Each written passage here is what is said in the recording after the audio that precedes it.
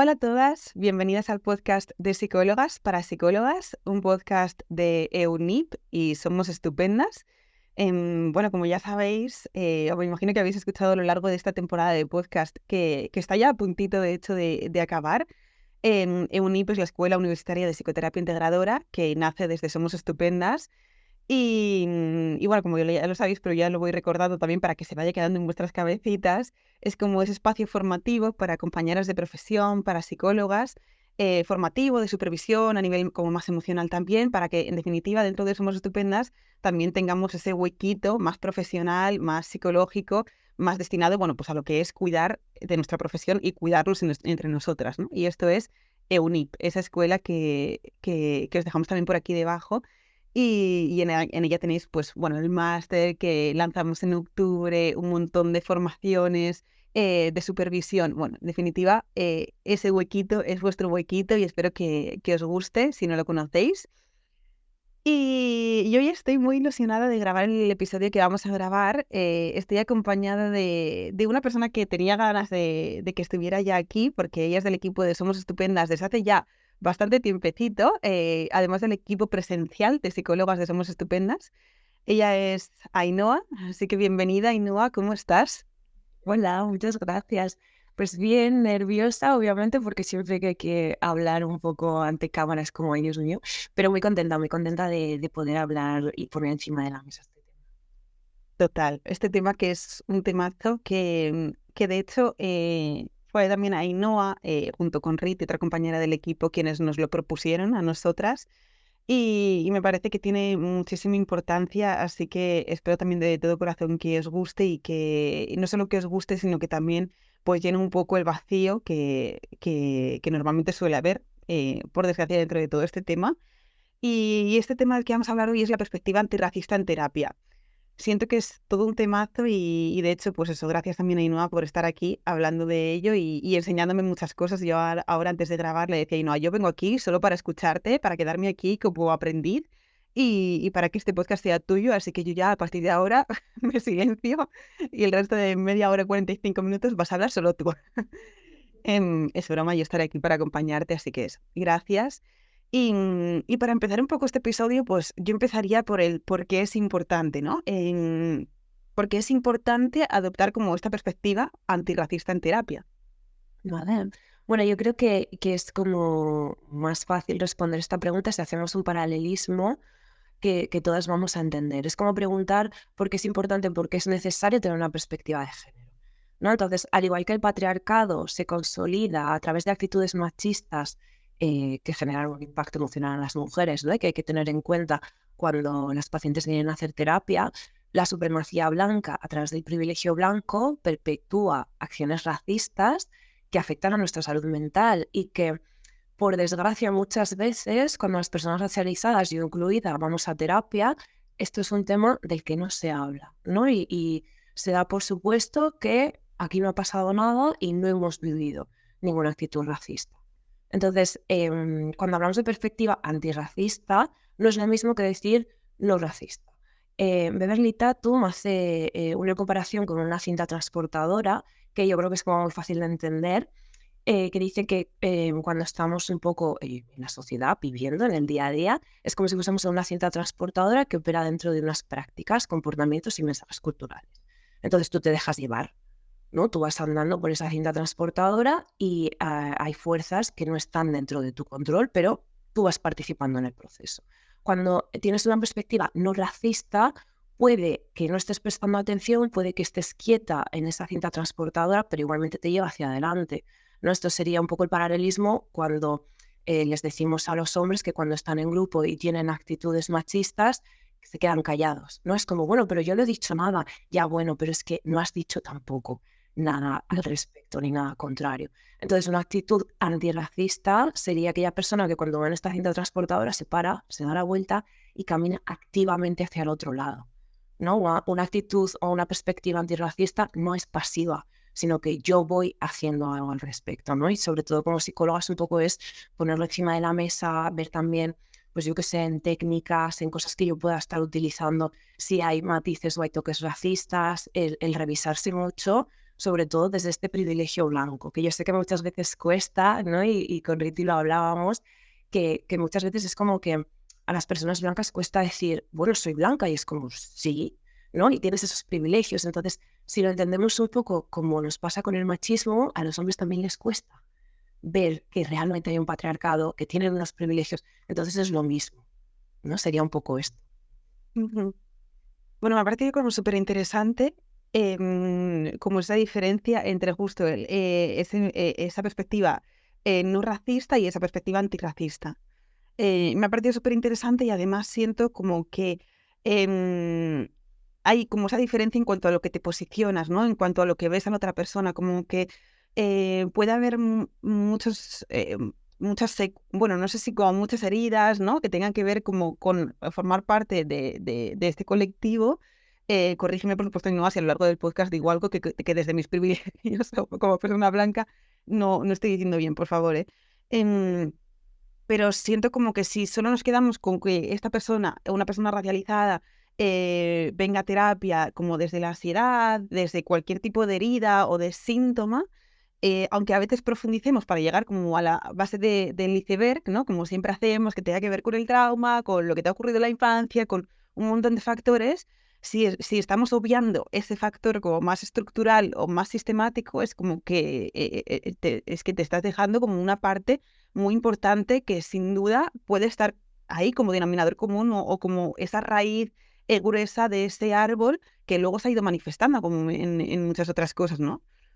Claro, es que este es el problema, ¿no? Que también muchos pacientes vienen a terapia y no saben que esto está ahí. O sea, yo me lo he encontrado, ¿no? Pacientes racializadas que me dicen, yo no sufro de racismo. Y yo, ay Dios. Entonces, claro, también si solo trabajamos con la persona, lo que pone encima de la mesa, también muchas veces las personas racializadas no lo decimos, Claro. porque en muchas ocasiones tenemos delante una psicóloga blanca que dices, uff, es que ¿cómo voy a sacar yo el tema, no? Y encima si no está formada, ¿qué hago? ¿Le tengo que estar formando yo? ¿Le tengo que estar explicando yo? O muchas veces todo este miedo a ser juzgada o a ser invalidada, ¿no? Que te digan, bueno, a ver, que no es para, seguro que no es para tanto, bueno, que seguro que esto realmente no tenía, realmente no era una actitud racista, que no te lo decían por eso, que no tal, y entonces dices, bueno, pues nada, no, este tema me lo callo y no sé, ya no trabajaré yo conmigo misma leyendo muchos libros en mi mente. Mira, claro. Porque al final, si no se habla, se invalida, o frases como yo no veo colores, ¿no? Todos somos iguales, o decir que no existe el racismo, que hay clasismo. Esto es horrible. O sea, si no, preguntémosle a cualquier jugador de fútbol que tiene muchísimos millones, que está en la clase altísima de la sociedad y siguen viviendo racismo. No es el ejemplo más fácil, todo cuando le tiraban los plátanos. No, no es clasismo, es racismo. Entonces, cuando oímos frases así, sobre todo en terapia, hay que tener mucho cuidado porque, claro, nos afectan y entonces ya nos cerramos. Hacemos lo que llevamos haciendo durante mucho tiempo, ¿no? Es como, bueno, pues esto me lo guardo para mí y no sale. Ya. Y mientras tanto, tu terapeuta está siendo de alguna forma cómplice de esa opresión o de ese silencio, porque puede haber muchas razones, ¿no? Como el no tengo la información y entonces no estoy siendo capaz de ver eso que está en la base, ¿no? De todo lo que está ocurriendo. O desde una perspectiva como más cómoda, pues digo, ok, vamos a centrarnos en otra cosa en la que sí que tenga formación, ¿no? Entonces, desde aquí también a mí me nace como un poco la pregunta de em, ¿cómo sería, no? Adoptar esta perspectiva antirracista. ¿Sería si no formo parte del colectivo racializado, entonces no acompaño a personas racializadas en terapia? ¿O sí, pero me superviso para saber cómo hacerlo?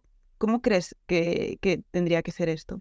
Al final es formarse, es lo mismo que si siempre hago el paralelismo con el feminismo, ¿no? Porque yo creo que es, vamos como bastantes pasos más adelante y es como más fácil de entender. Es como si decimos que un hombre, un psicólogo no puede trabajar con mujeres porque no, como no es mujer, no, pero si está formado, si tiene perspectiva de género y sobre todo mucho preguntar y que no pasa nada. Tal cual lo que has dicho al principio, que has dicho, bueno, corrígeme si me equivoco, yo al final, ¿no? Como que estoy aprendiendo en esto, adoptar esta actitud. No pasa Ujú. nada y te puedes equivocar y puede haber cosas que digas, ostras, pues es que mira, esto no era mi intención y no pasa nada, pero ponerlo encima de la mesa, ¿no? No dar por hecho o ni pasar como si esto no existiese, ni dar por hecho que lo sé todo y ahora me viene un poco a contarme estas cosas y digo, bueno, no será tan importante.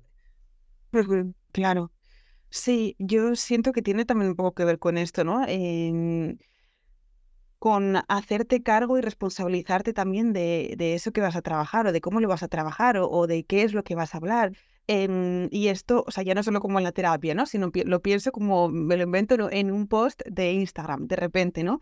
Si vas a hacer contenido que tenga que ver con esto, está bien, ok, pero no trates de ser súper creativa pensando en qué tengo que decir aquí para que quede bien, sino pregunta, ¿no? Pregunta y escucha a una persona que realmente sí que entienda en primera persona lo que supone todo esto, ¿no? En primera persona desde esa parte humana y también desde esa parte profesional, ¿no? Y si no estás formada, pues eh, implícate, ¿no? En esa parte. Creo que eso supone como responsabilizarte y aunque yo no pueda acompañarte quizá como con el máximo entendimiento, sí que me responsabilizo de eso, ¿no? Entonces siento que ahí ya hay como una mínima reparación de esa herida de la persona a la que acompañamos de, ok, se está al menos implicando, se está al menos responsabilizando, me está preguntando. Tal cual, es que has dicho como los dos puntos claves. Lo primero, reconocer mi privilegio y lo segundo, escuchar. ¿No? Porque además yo creo que muchas veces cuando personas racializadas decimos o hablamos sobre situaciones que vivimos, a las personas blancas como que les suena chino, dicen, ostras, qué mala suerte tienes, que fíjate que te han dicho este comentario, esto no será lo normal. Claro, dices, vale, pues entonces ya no digo nada, pero es lo normal. O sea, en el gimnasio, en el transporte público, andando por la calle, y ya no solo que sean cosas que te digan a ti directamente, sino que lo escuchas cómo se critica a las personas racializadas como solo las causantes y las culpables de todos los males, de todo lo que pasa en la sociedad. Y al final todo eso acaba afectando, ¿no? Porque yo creo que el racismo no tiene nada que ver con la moral. Y hay muchas personas que dicen, no, no, es que yo no soy racista, como si fuese algo que ser racista es de personas malas, ¿no? Yo no soy mala persona, yo no soy racista. Y es como, al igual que el machismo está ahí y todas somos machistas porque vivimos en una estructura patriarcal, es que todos somos racistas. Es que desde arriba ya se nos enseña que esto es lo que hay, que el blanco es un poco el que está en la parte de arriba, ¿no? En la cúspide, y las personas racializadas estamos debajo, o que el blanco es el que está en el centro, y las personas racializadas estamos en los márgenes. Entonces, lo blanco es lo ideal, lo blanco es lo bueno, lo blanco es a lo que hay que aspirar. Y entonces, cuando hay personas que me dicen, yo soy racista, pienso, ay, Dios mío, no, no es esta la actitud, no. Ya, ya. Y también todo esto me resuena un poco, ¿no? con una de las cosas que me comentaste cuando te propuse, bueno, me propusisteis, ¿no? Y en base a eso yo te proponía títulos, te proponía como temáticas. Ahí me hablaste de algo que era la rueda de privilegios. Y yo lo busqué en Google y cuando lo estaba buscando en Google pensé, ¿cómo puede ser que no sepa que esto existe? Porque de repente lo busqué y me pareció como una teoría, unas imágenes súper claras, súper evidentes, que representaban como toda esta serie de privilegios que ya conocemos, pero que no están del todo ordenados dentro de nuestras cabezas, ¿no? Y pensé, ¿cómo puede ser que no sepamos esto? Y luego hubo un puntito en el que pensé, bueno, Isa, igual es que tampoco te has implicado en buscarlo, porque solo has buscado en Google esto y te ha aparecido, ¿no? Entonces también como hay un poco como, no nos han hablado de esto, pero tampoco yo luego he estado buscando en ello porque quizá no he percibido esa necesidad, ¿no? Cuando realmente existe, porque igualmente yo acompaño a personas y quizá mañana me llega una persona racializada y yo sigo sin haber visto nunca la rueda de privilegios, ¿no? Entonces, esto en concreto, ¿quieres explicarlo un poquito para las personas que lo estén escuchando? Sí, la rueda de privilegios y la teoría de la interseccionalidad Ujú. sobre Williams, y describe un poco la forma en la que raza, género, clase y otras características individuales se entrecruzan y se superponen, ¿no? Creando una situación única para cada persona. Esto sale un poco con el tema del feminismo, cuando al final las feministas solo hablaban o un poco solo se manifestaban por este feminismo blanco. Y entonces era como, bueno, pero a todas las mujeres nos afecta todo por igual. Y es como, no, no, no, en las mujeres racializadas no solo tenemos el peso de ser mujeres, sino que también somos racializadas. Entonces, podemos experimentar discriminación en diferentes ejes: de raza, de género, de orientación sexual, de clase, de origen, de capacidades, ¿no? Porque al final una persona que tiene una discapacidad no tiene los mismos privilegios, no tiene las mismas oportunidades. Hay un montón de cosas en la vida diaria que no están adaptadas para que tengan una vida funcional. Entonces, todo esto no puede pasar desapercibido. Y al igual que decía antes, ¿no? Si tenemos perspectiva de género, también hay que tener perspectiva antirracista, porque si no, todo esto como que no se entiende, ¿no? Y entonces tratamos un poco a todos por igual y hay muchos matices que se pierden. Claro. Yo desde aquí hago como un llamamiento a que de las personas que lo estén escuchando y que no sepan qué es esto, por favor, aunque lo estéis escuchando y ya lo estéis entendiendo, buscadlo, porque también siento que a nivel visual, a mí al menos me aportó, igual es porque soy una persona muy visual, pero me aportó como mucho, y me llevó también como a cuestionar muchas cosas. Entonces también entendí como mucho más como esa parte interseccional, ¿no? De que hay como muchos factores que te pueden posicionar como en un grado de discriminación muy fuerte, ¿no? Porque yo como mujer pues estoy sufriendo esa opresión y ese machismo y vivo igualmente en una estructura opresora y violenta, pero no tengo también esa parte, ¿no? Ese factor de persona racializada o de persona que forma parte del colectivo trans, ¿no? No soy una mujer trans racializada, que igual esa persona ha vivido como mucha más opresión en diferentes ejes, como tú decías, ¿no? A lo largo de su vida, y que desde ahí entiendo que la afectación pueda ser también mayor, porque es como en ningún lugar he podido ser. Sí, sobre todo este es el problema, ¿no? Porque es como, sí, soy mujer, venga, ahora pues el movimiento feminista, ya bueno, pero no se te tiene en cuenta. Vale, pues dentro del colectivo racializado, bueno, pues que será que no está oprimido esto, lo que decías también, trans, yo hablaba de las discapacidades también en función de tu orientación sexual, ¿no? En mujer racializada, lesbiana, bueno, venga, con que al final vas viviendo mucha discriminación y todo esto se acaba convirtiendo en trauma, ¿no? Todo esto son consecuencias que, que hay que mirar, que hay que poner encima de la mesa cuando vienes a terapia, porque si no, es lo que decía antes, una parte se queda ahí y muchas veces no sabes ni que te está afectando por los propios mecanismos de defensa que ya vamos adquiriendo, igual que las mujeres con el tema del machismo, ¿no? ¿Cuántas veces habremos escuchado cosas y es como, bueno, da igual, miro para otro lado porque si tengo que verlo, si tengo que enfrentarme, qué digo, qué no digo, pasamos, pero afecta igualmente. Pues muy claro.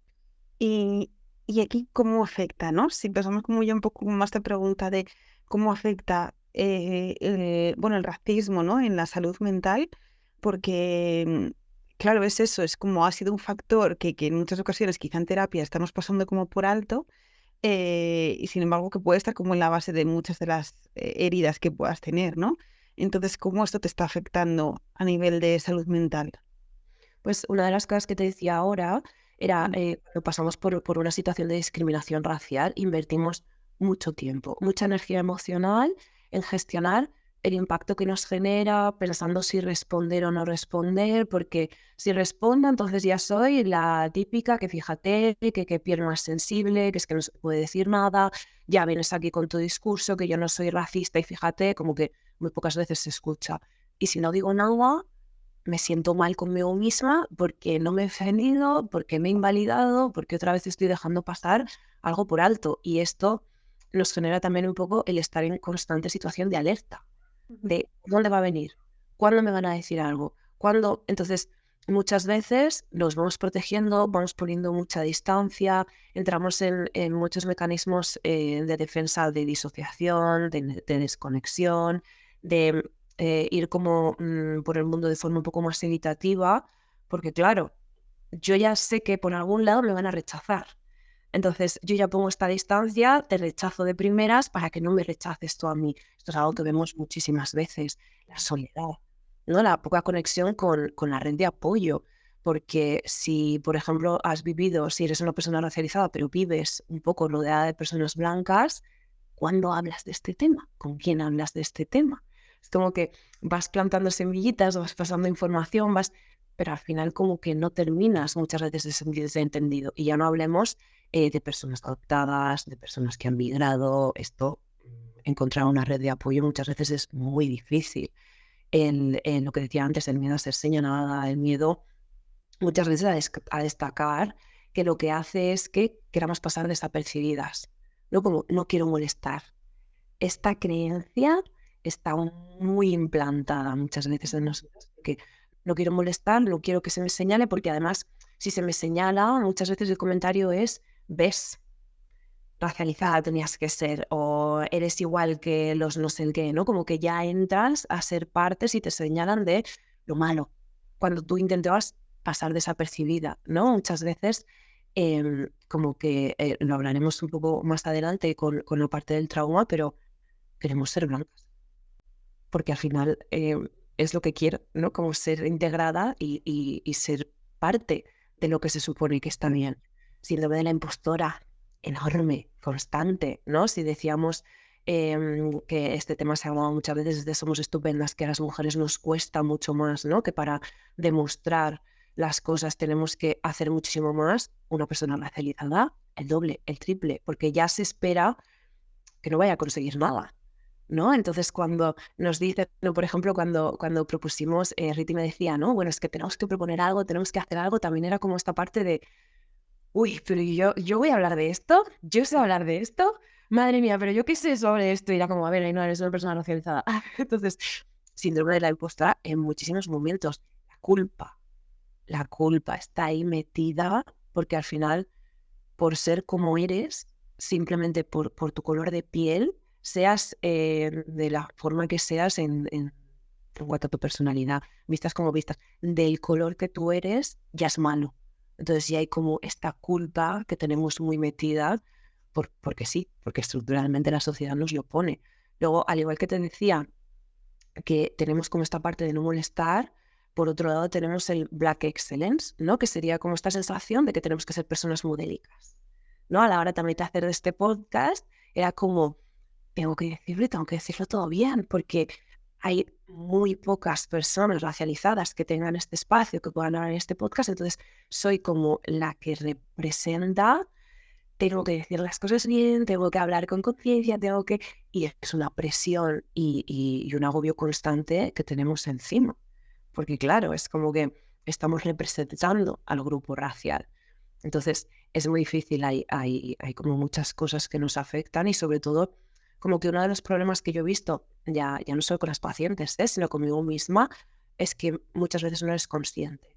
Y cuando empiezas a escuchar podcasts, cuando empiezas a leer libros, dices, que esto no solo me pasa a mí, sino que esto les pasa a muchas mujeres más. Que no solo esto que yo lo he vivido como que hay, ¿por qué me molesta si al resto de mis amigas no les molesta? Que es que a otra persona, a otra mujer negra también le ha molestado. Vale, no estoy loca, vale. No, como que vas entendiendo muchas cosas, pero si tú buscas la información, como que creo que esto nos explica. Ujú. Wow. Es que es muy fuerte.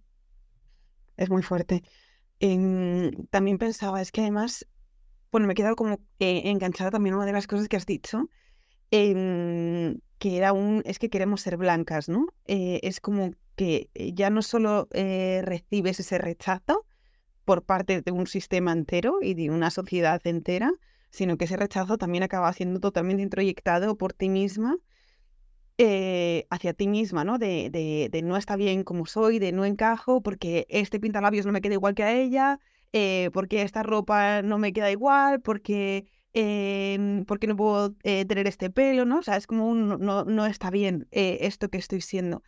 Y también me conectaba un poco con, no sé si también es así, ¿no? Un poco como el hecho de dentro, volviendo como a esa rueda de privilegios, ¿no? Dentro de que seas una persona racializada, puedes haber vivido y haberte desarrollado en un sistema socioeconómico más o menos favorable, ¿no? Quizás crecí como en una familia blanca con un montón de privilegios. Y entonces también quizás desde esa familia blanca con privilegios o con un nivel socioeconómico medio o alto, bien, también quizá incluso puedes recibir el mensaje de si tú eres una persona también con privilegios, si tú también has tenido todo esto. Y también pensaba como en esto en la serie This Is Us, que no sé si la habrás visto o no, pero como Randall, ese personaje, ¿no? Que representaba un poco como al colectivo racializado, él había crecido un poco en esa familia, ¿no? De personas blancas con un montón de privilegios y era como, sí, está bien, pero es que yo no siento que pertenezco, ¿no? Necesito entender o necesito juntarme con otras personas que sí que puedan entender en primera persona, ¿no? Entonces, no sé si también hay como esta parte de culpa de cuando yo he vivido una situación de privilegio económico, pero no a nivel como más de donde yo provengo, ¿no? Entonces no sé si hay esta culpa tanto de que por parte del exterior te digan, si es que no tienes de qué quejarte, si tú también has sido privilegiada, y también por parte interna, ¿no? De yo misma decirme, si es que tampoco tengo por qué de qué quejarme, ¿no? ¿Por qué tengo como este interés, o por qué sigo sin entenderme, sin sentirme entendida, por qué sigo sin sentir que pertenezco cuando ya tengo grupos, ¿no? Completamente, pero es por lo que decía antes también, ¿no? Es como que llega esta idea un poco de no es racismo, es clasismo. Entonces, yo tengo estos privilegios, si yo vivo en esta familia, ¿cómo puede ser que yo me esté sintiendo rara, ¿no? ¿Cómo puede ser que yo sienta que no encajo? Y sobre todo, una de las cosas que has dicho, que es muy importante, que también va enlazada con el tema del trauma, es este sentimiento de pertenencia. Esto es un desastre. O sea, y creo que también hay muy poca información en cuanto a la hora de cómo trabajar esto en las familias, ¿no? Ya no solo familias que adoptan, sino en mi caso, por ejemplo, yo, padre racializado, padre ausente. Entonces, toda mi familia es blanca. Y yo recuerdo a mi madre, ¿no? Con toda su buena fe, siempre esto de, pero es que yo te quiero igual, pero es que tú eres igual. Y es como, ay, es que no, yo lo sé que desde la buena fe está toda esta parte de no ver los colores y de no pasa nada y de que, que tú eres igual que los demás, ¿no? Y es como, pero es que no lo soy. Pero es que yo, por mucho que tú me veas igual, porque, coño, soy tu hija, ¿no? Por mucho que tú me estés viendo igual, realmente la sociedad no me ve igual y realmente hay personas que me van a discriminar por cómo soy. Entonces, como un poco, yo creo que falta mucha educación y mucha formación a madres y padres que tienen hijos racializados en cómo introducir este tema, ¿no? Para que al final vean que sí, que va a haber discriminación, pero que igualmente tú vales, que tú importas, que tú eres bonita, igualmente, ¿no? Lo que decías, el pelo. ¿Cuántos años estamos alisándonos el pelo, las personas afrodescendientes, para tener el pelo liso? Y además me encanta porque yo recuerdo que vivía esto con mucha contradicción, porque todas mis amigas eran como, me encantaría tener tu pelo rizado. Y yo pensaba, ¿pero para qué? Claro, porque a ti como blanca, qué guay tener el pelo rizado, pero es que a mí al final es como que me encasilla otra vez en persona racializada, con ese pelo afro, con esas características que se me va a señalar antes, se me va a ver más. No, yo quiero pasar desapercibida. Entonces, este sentimiento de pertenencia ya no solo para las personas que migran, que también en ese sentido es un poco desastre, porque, claro, migran, no son de aquí, ¿no? Como que no se sienten como que pertenecen un poco al país al que vienen, pero luego si vuelven al país de origen, tampoco son de allí. Se han marchado. Entonces, ¿de dónde? ¿No? Personas mestizas como yo, que es como, bueno, pues ni soy negra, ni soy blanca, entonces, ¿dónde estoy?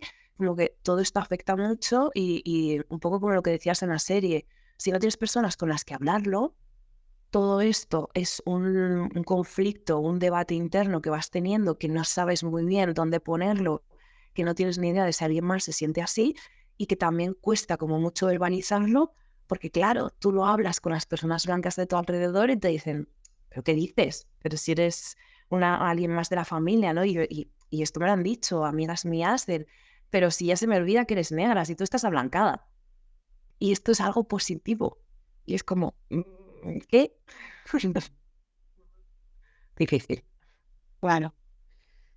Y ha salido ya la palabra trauma y pienso, es que ¿qué hay más traumático que todo esto, ¿no? O sea, que hay más traumático que todo un sistema y un universo entero em, te haya rechazado, te haya violentado, te haya discriminado durante años, milenios. Entonces, cuéntanos un poco, Ainhoa, acerca de este trauma en personas racializadas.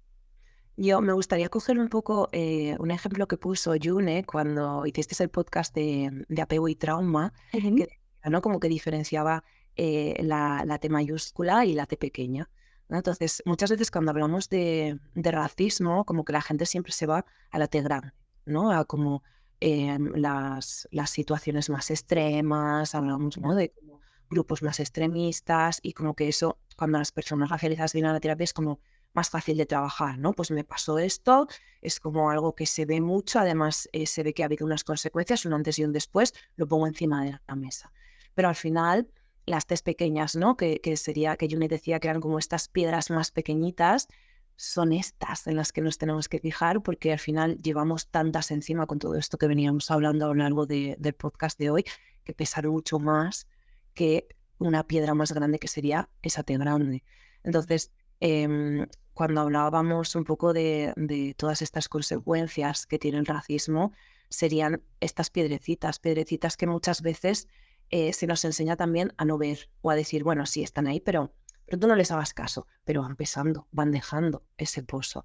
Un ejemplo también, por ejemplo, sería el bullying racial, ¿no? Como lo encasillamos y decimos, bueno, todo es bullying. Y es como, no, bullying racial, ¿por qué? Porque no es lo mismo que se metan contigo, por ejemplo, por llevar gafas, ¿no? En el colegio, porque luego tú sales y ves personas adultas que llevan gafas y tienen trabajos, que tienen una vida funcional en las series, hay personas que llevan gafas y tienen, ¿no? Como que hay representación de personas así que les va bien en la vida. Pero claro, si tú sufres acoso racial y vives en un sistema donde continuamente se discrimina a personas de tu mismo grupo racial, ahí tenemos un problema. Porque es lo que decía antes, al final podemos manifestar consciente o inconscientemente racismo interiorizado, ¿no? Endorracismo. Y en muchos casos se convierte en un mecanismo de supervivencia, porque es un poco como la inculcación de estereotipos, creencias, imágenes, ideas racistas perpetuadas por la sociedad blanca dominante sobre estos grupos raciales. Entonces tú misma rechazas tu propia raza, ¿no? Generas sentimientos de duda, de angustia, de disgusto y faltas al respeto un poco a personas de ese mismo grupo racial, como diciendo, no, yo no formo parte de esas personas, porque yo no quiero que se me discrimine como esas personas, y entonces entramos un poco en este proceso de blanqueamiento, por así decirlo, ¿no? Y intentamos con el pelo, lo intentamos también, pues yo que sé, como de forma más superficial, y, y es un problema, porque también es como, bueno, me voy a maquillar. Ahora, gracias a Dios, ¿no? Beyoncé se hizo famosa y entonces es como que se puso un poco más de moda y se abrieron las marcas. Pero yo recuerdo cuando yo tenía 19 años, no había marcas que tuviesen mi color de piel. Y fíjate que no soy tan oscura. Yo pensaba, madre mía, el resto de la gente, ¿cómo lo hace? Entonces al final todo te va llevando a que vayas rechazando cómo eres, porque no encuentras tu sitio.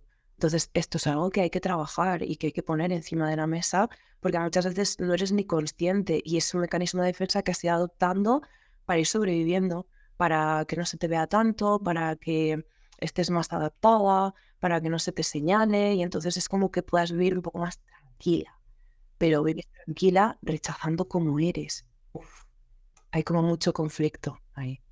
Ya. Claro, y además es como vivir tranquila y habiendo trabajado, por ejemplo, pues en un proceso terapéutico, toda esta historia traumática, pero es como aunque yo haya trabajado y mi sistema nervioso, pues habiendo trabajado ese trauma, esté un poquito menos hiperactivado o menos en situación de alerta o amenaza, es que la realidad es que luego sales de esa sesión y va a seguir existiendo esa amenaza, el contexto va a seguir siendo hostil. Claro, Entonces es como van a seguir ocurriendo cosas. No es que trabajemos de repente como en una agresión y lo trabaje como yo en mi proceso terapéutico y ok, es una herida, pero está cicatrizada y ya está. Sino que va a seguir ocurriendo, igual si sales de la misma sesión o esa semana o el resto de tu vida, vas a seguir viviendo en un contexto que quizá poquito a poco vaya cambiando, ¿no? Pero que no por ello deja de ser hostil en este sentido. por eso hay que tener muy en cuenta que el trabajo en este sentido es diferente. No podemos quitar este mecanismo de defensa. Mm. No podemos decirle, bueno, a partir de ahora no vamos a ir en modo alerta por la vida. No, que seas consciente de que estás así, que seas consciente de lo que te genera y a ver cómo podemos trabajar en ello. Pero, y hablo de las personas que al final vivimos un poco esto, pero si hablamos de personas migrantes, personas en situación de irregularidad, ¿no? Que literalmente viven en situaciones muy difíciles y de constante alerta, no podemos llegar y decirles, bueno, pues venga, vamos a conectar con las emociones. Al final es muy diferente y hay que hablar de disociación y hay que hablar de desconectarse y hay que hablar de evitación, y es algo que va a estar ahí y que podemos utilizarlo, pero que seas consciente de que estás entrando en ello. porque en muchas ocasiones hay que sobrevivir y hay que seguir sobreviviendo. Y no podemos, lo que decías antes, ¿no? Vale, trabajamos en terapia, pero luego sales y vives situaciones así. Entonces, ser consciente, vale, pues si contesto porque contesto, si no contesto, vale, pero yo sé por qué lo estoy haciendo, como un poco lidiar más con lo que genera, que no tanto el coger y decir, vamos a quitarle a esta persona todos los escudos, lo que decías antes, porque es una herida que no deja nunca de estar abierta, desgraciadamente. Y es lo que decías, ojalá, ¿no? Ojalá hubiese cambios y ojalá se vaya consiguiendo que todo esto vaya bajando, pero bueno, llevamos como muchos años así.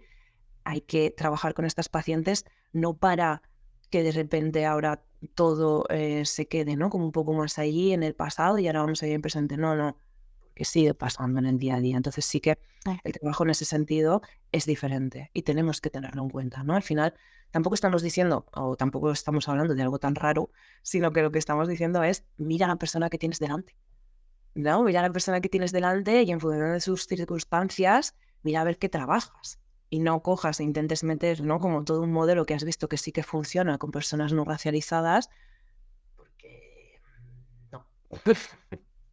Total, total. Y ya por ir, o sea, agarrando un poco como a esto último que decías, me nacía preguntarte ya como por ir acabando, ¿no? Y para sembrar también desde nuestro punto de vista, o sea, desde nosotras como psicólogas o desde nuestro ámbito, un poco como la semillita de ese cambio, o al menos de también, pues acompañar lo mejor posible a personas racializadas, o no, pero al menos para tener esta información y que luego no sepas de repente lo que es la rueda de privilegios. ¿Se te ocurre ahora y no alguna lectura o incluso algún perfil de redes sociales que represente, que podamos seguir, que podamos leer? Si no es ahora porque no se te viene a la cabeza, me lo puedes decir luego y lo apuntamos también en el desarrollo de este podcast escrito, ¿eh? Puede ser porque te he hecho de repente una emboscada, pero me nacía como preguntarte, porque pienso, ojo, es que un podcast realmente no es suficiente. Entonces, ¿hay lecturas que puedas recomendar o perfiles que puedas recomendar? Sí, los libros que tiene Desiree Vela yo creo que son buenísimos. El de Ser mujer negra en España a mí me conectó mucho y yo creo que es una lectura obligatoria para entender qué es lo que vivimos las mujeres racializadas en España. Luego tiene otro libro buenísimo que es Ponte a punto para el antirracismo. Este es como el manual, ¿no? La guía. Y tiene mucho contenido, tiene formación antirracista, yo creo que se puede aprender muchísimo de ella. Tema podcast, por ejemplo, a mí me gusta mucho No hay negros en el Tíbet, que, que son 3 personas racializadas, afrodescendientes, y cuentan pues un poco su historia, sus vivencias, luego también tienen colaboradores que al final van contando también un poco sus experiencias y yo creo que sirve mucho para entender y para poder llegar a ver qué es lo que vivimos, cómo nos afecta y un poco todo lo que hay dentro de la sociedad, porque al final desde el privilegio blanco, ¿no? No lo ves o piensas, bueno, pues todos tenemos los mismos derechos o todos vivimos las mismas cosas.